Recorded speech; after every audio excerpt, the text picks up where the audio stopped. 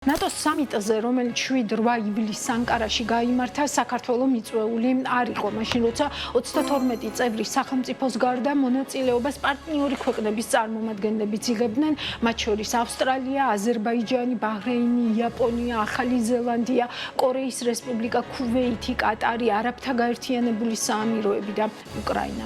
საგარეო საქმეთა მინისტრი მაკა ბოჭორიშვილი ანკარაში დაესწრო ღონისძიებას მოკავშირეები ანკარაში, რომლის ორგანიზატორებიც იყვნენ თურქეთის რესპუბლიკის კომუნიკაციების დირექტორატის, პოლიტიკის, ეკონომიკის და სოციალური კვლევების ფონდი და მიუნხენის უსაფრთხოების კონფერენცია. თქმა უნდა, მნიშვნელოვანია სამიტის პარალელურად ამგვარ განხილვებში საქართველოს მოწვევა, მონაწილეობა. ჩვენთვის ეს არის დამატებითი შესაძლებლობა საქართველოს პოზიციების შესახებ საუბრისთვის და რა თქმა უნდა, ამ პლატფორმასაც ვიყენებთ იმისთვის, რომ ჩვენი გეოპოლიტიკური როლი, ჩვენი როლი რეგიონში და უფრო ფართო რეგიონში საუკეთესოდ იყოს წარმოჩენილი.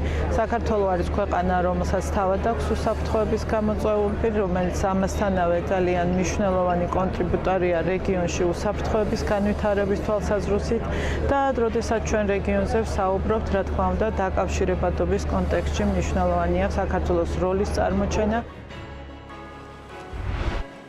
ღონისძიებაზე სიტყვით გამოსვლისას საგარეო საქმეთა მინისტრმა ყურადღება გაამახვილა არსებულ გეოპოლიტიკურ კონტექსტზე და აღნიშნა, რომ სამხრეთ კავკასიისა და შავი ზღვის რეგიონის სტრატეგიული მნიშვნელობა მზარდია, ხოლო საქართველოს გეოგრაფიული მდებარეობა მნიშვნელოვან შესაძლებლობებს ქმნის დაკავშირებადობის და ეკონომიკური მარშრუტების განვითარების მიმართულებით. მაკა ბოჭორიშვილმა აღნიშნა, რომ მშვიდობა, სტაბილურობა და თანმიმდევრული ეკონომიკური რეფორმები ქვეყნის წარმატების საფუძველია. ქვეყნის ტრანზიტო ფუნქციის გაძლიერებასთან გადაჭაჭულია საქართველოს ეროვნული უსაფრთხოების კონცეფციაც, რაც უფრო მეტად იქნება დამოკიდებული საერთაშორისო ვაჭრობა, მათ შორის ევროკავშირის და ნატოს წევრი ქვეყნების ინტერესები ამ დერეფანზე. ლოგიკურია ვიფიქროთ, რომ მით უფრო გაიზრდება საქართველოს უსაფრთხოების ფასი საერთაშორისო ასპარეზზე. ამ კონტექსტში საინტერესო აქცენტი დასვა დღეს დილით საქმიანი დილის ანალიტიკის ბლოკში გია ხუხაშვილმაც. ბაშურის ანაკლიაში ბევრ რამეზე შეიძლება საუბარი იგივე შავი ზღვის უსაფრთხოების კუთხითაც, ხო? გამომდინარე იმ ტექნიკური მოცემულობიდან, რაც ანაკლიას ახასიათებს, იცით, რომ შავ ზღვაში საკმაოდ რთული სიტუაცია აქვს ნატოს, მიუხედავად იმისა, რომ რუსეთი ეხა რუსეთს ბევრი პრობლემები აქვს, ჯერჯერობით მაინც დომინანტურ სამხედრო ძალად რჩება შავ ზღვაში, მაშინ როდესაც შავი ზღვის აკვატორიაში 3 ნატოს ქვეყანაა და 2 პოტენციაში, ხო? უკრაინა და საქართველო ყოველ შემთხვევაში თეორიულად ესე მოიაზრება. და ამ დროს რუსეთი დომინანტურია და აი აქ ბალანსის აღდგენისთვის შესაბამისი ინფრასტრუქტურაა შესაქმნელი. ანაკლიაზე ამ მიმართულებითაც შეიძლება სამომავლოდ ფიქრი. დღეს ანაკლის სპორტის პროექტთან დაკავშირებით პირველი კომენტარი გააკეთა პრემიერმა ირაკლი კობახიძემ. მე მინდა ეკონომიკის სამინისტროს ეკონომიკის მინისტრს უშუალოდ გადავხადო განსაკუთრებული მადლობა. ძალიან მნიშვნელოვანი იყო ამ მიდგომით პროექტის გაგრძელება. თქვენ იცით, რომ მანამდე იგეგმებოდა ერთ კონკრეტულ პარტნიორთან ერთად ანაკლის ღრმაწლოვანი პორტის განვითარება. ახლა მიდგომა შეიცვალა და პორტი აშენდება სახელმწიფოს უშუალო ჩართულობით. სახელმწიფო წარმართავს ამ პროცესს და შემდეგ უკვე ოპერირებაში რამდენიმე სუბიექტს შეიძლება გადაეცეს ის პორტი, რომელიც დარჩება სახელმწიფოს საკუთრებაში. ეს არის იდეალური მოდელი, რომელიც უზრუნველყოფს ჩვენი ეროვნული ინტერესების მაქსიმალურად დაცვას და რომელიც ასევე უზრუნველყოფს პარტნიორების მრავალფეროვნებას. ეს არის ძალიან მნიშვნელოვანი იმისათვის, რომ ჩვენ მაქსიმალურად მოვიზიდოთ ტვირთები ანაკლის პორტში და ეს არის აუცილებელი ანაკლის პორტის მაქსიმალურად ეფექტიანი ფუნქციონირებისათვის.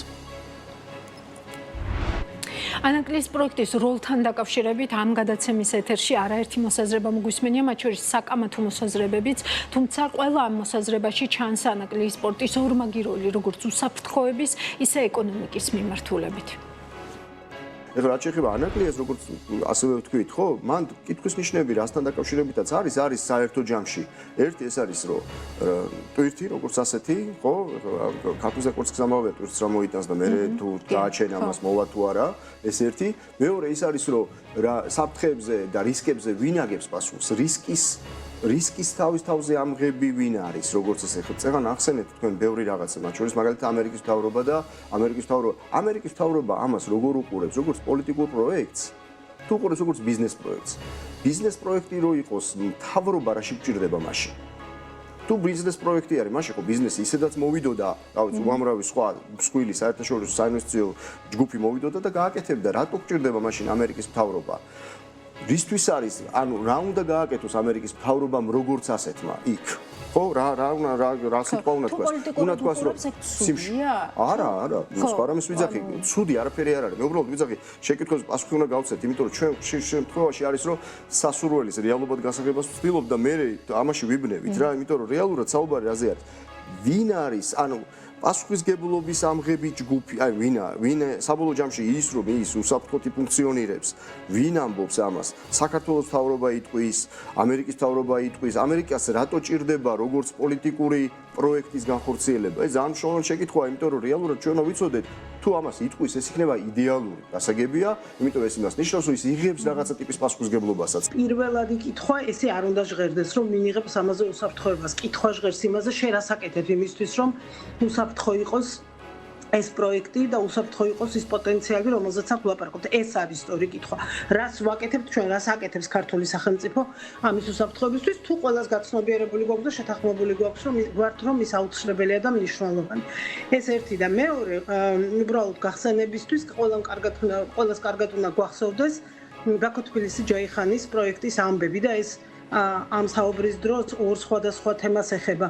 კიდევ ერთხელ გავიმეოროთ, ბაქო-თბილისი ჯაიხანი პირველი უსაფრთხოებაზე, მაშინ ცოცხალ ომში იყო საქართველო, ცხელ ომში იყო, ბომბები პირდაპირ მნიშვნელობით ცვიოდა, როდესაც ბაქო-თბილისი ჯაიხანის პროექტის შესახებ იყო გადაწყვეტილება მიღებული და თეორიული კი არ იყო ეს მსჯელობა, აი დრონი ერთი დრონი რომ მოხდეს. არამედ იყო აბსოლუტურად პრაქტიკული და რეალური ცხოვრების იმ მომენტის მოცემულობა, რომ ბომბები ცვიოდა, რეალურად ცვიოდა, მაგრამ ეს საკითხი გადაწყდა და ბაქო-თბილისი ჯაიხანი გახდა არა მარტო თავად უსაფრთხო პროექტი, არამედ გახდა საყრდენი და ძირითადი ხერხემალი ქართული სახელმწიფოს უსაფრთხოებისთვის. არ ვიცი, მე მგონი აღარ გავაგზავნოთ, ხო, გასაგები არის, რასაც ისი თქმაც მინდა. ანაკლიის ფუნქციაც თავის დროზე ზუსტად ესე იყო დანახული და კი რა, ეხლა მორიგებით უნდა ვილაპარაკოთ იმაზე, რომ ანაკლია საქართველოსთვის პოლიტიკური პროექტი იყო პირველ რიგში და შემდეგ იყო, ამის შემდეგ იყო მხოლოდ ეკონომიკური, ფინანსური და ასე შემდეგ. ეს არ ნიშნავს, რომ ის ეკონომიკური როლი და მნიშვნელობა უნდა დავაკნინოთ, ან არ არის საინტერესო, ან ამაზე არ უნდა ვიმუშაოთ, რა თქმა უნდა, უნდა ვიმუშაოთ. მაგრამ ანაკლიის იდეა არ გაჩენილა და არ დაბადებულა როგორც ეკონომიკური პროექტის მისი იდეა დაიბადა და გაჩნდა როგორც ქვეყნის ეროვნული უსაფრთხოების პროექტის, როგორც ქვეყნის თავარი პოლიტიკური პროექტის, თავის თავარ სტრატეგიულ პარტნიორთან ურთიერთობაში. თავარი კითხვა, რომელიც აქ უნდა დავსვათ, როცა ესეთი ამბიციური განცხადებები კეთდება, რომ არ ვიცი, რაღაცნაირად კიდევ ერთხელ ამბობ, განცდა მქონდა, რომ სხვა ქვეყანაზე ვლაპარაკობდით. თავარი კითხვა არის ის, რა არის საქართველოს კომპეტენტური უპირატესობა, აი competitive advantage-ს ასახე. საერთოდ ვინმეს რატომ უნდა აინტერესებდეს საქართველო, ან ყაზახეთში, ან ჩინეთში, ან ამერიკაში. რა კომპეტენტური უპირატესობა გვაქვს ჩვენ და ითქვა უკვე და აღარ გავიმეორებ, რომ ტვირთების ძალიან მცირე რაოდენობა მოდის ჩვენსკენ. ისევე როგორც ბაქო-თბილისი ჯაიხანი და წაღამ თქვი ორ ასპექტში არის მისი გახსენება დღეს მნიშვნელოვანი თქო და ეს არის მეორე ასპექტი. ბაქო-თბილისი ჯაიხანი მოგონილი მარშრუტი იყო. ხელოვნურად შექმნილი მარშრუტი იყო. უფრო გრძელი, უფრო ძვირად ღირებული და უფრო რისკიანი, ვიდრე ყველა მისი შესაძლო ალტერნატივა. მაგრამ ეს გადაწყვეტილება იყო თავის დროზე მიღებული და ის ცნობილი შამპანოვის ბოთლის გახსნა სტამბოლში იყო ყველაზე უფრო ისტორიული მნიშვნელობის მატარებელი ჩვენი ქვეყნის მინიმუმ 20 წლით უსაფრთხოების და გადარჩენისთვის.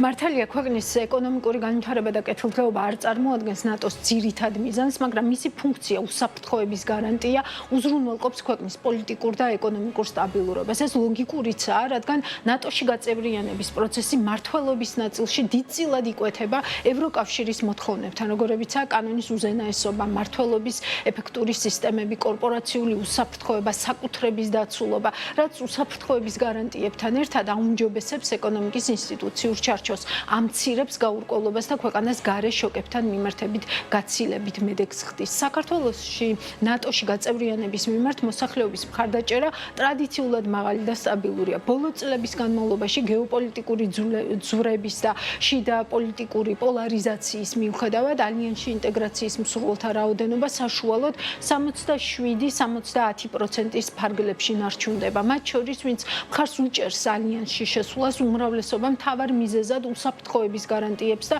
ტერიტორიული მთლიანობის დაცვას ასახელებს. მათ შორის, ვინც მხარს არ უჭერს, დაახლოებით 15-20%, ძირითად არგუმენტად მოჰყავთ რუსეთთან სამხედრო კონფლიქტის პროვოცირების შიში და მოსაზრება, რომ ნატოში საქართველოს გაწევრიანება რეალისტური არ არის. რამდენიმე წლის წინ IPRC მოამზადა პუბლიკაცია, სადაც დეტალურად აღწერა ნატოში გაწევრიანების ციკლი, რომელმაც ახალ წევრებს ეკონომიკის გრძელვადიანი ზრდის უფრო დიდი შესაძლებლობები მოუტანა, რასაც ახლა თვალსაჩინოდაც ხედავთ თქვენს ეკრანებზე. ნატოს და ევროკავშირის წევრობის უპირველესი ეფექტი ეკონომიკის გაძლიერება იყო, რამაც მხარი დაუჭირა ქვეყნების უსაფრთხოებას და ეკონომიკურ სტაბილურობას. სტაბილურობა, რომელიც ნატოში წევრობამ მოიტანა, საკმაოდ მნიშვნელოვანი აღმოჩნდა პირდაპირი უცხოური ინვესტიციების სტიმულირებისთვის. ნატოს ეფექტის მოკლევადიანი და გრძელვადიანი შედეგები ალბანეთის, ბულგარეთის, ესტონეთის, ლატვიის, ლიტვის და სლოვენიის მაგალითებზე რიცხვებში შემდეგნაირ სურათს ქმნის. ნატოში გაწევრიანების შემდეგ ამ ქვეყნებში მთლიანი შიდა პროდუქტი დაუყოვნებლივ გაიზარდა დაახლოებით 1.5-ჯერ. პირდაპირი უცხოური ინვესტიციები გაიზარდა დაახლოებით 3-ჯერ. სიცოცხლის ხანგრძლივობა გაიზარდა საშუალოდ 5 წლით. ექსპორტი და იმპორტი გაორმაგდა, ხოლო დეფიციტმა თანაფარდობა აღიდგინა. მიმოხილვის ბოლოს ერთ საავტორო დაკვირვებასაც გაგიზიარებთ. თუ კი ადრე სამთავრობო ანგარიშების, პრემიერ-მინისტრების, მათ შორის თავად ირაკლი ყობახიძის გამოსვლების და საარჩევნო პროგრამების შესავალ ნაწილში ევროკავშირი და ნატო ყოველთვის განუყოფელ ტანდემად მოიხსენიებოდა, 2024 წლის საპარლამენტო არჩევნების პერიოდიდან მოყოლებული ეს ბალანსი ჩემი დაკვირვებით მნიშვნელოვნად არის დარღვეული. ოფიციალურ განცხადებებში ტერმინი ევროატლანტიკური ინტეგრაცია, რომელიც ნატოსაც მოიცავს, ჩანაცვლებულია მხოლოდ ევროინტეგრაციით ან ჩვენი ევროპული გზით.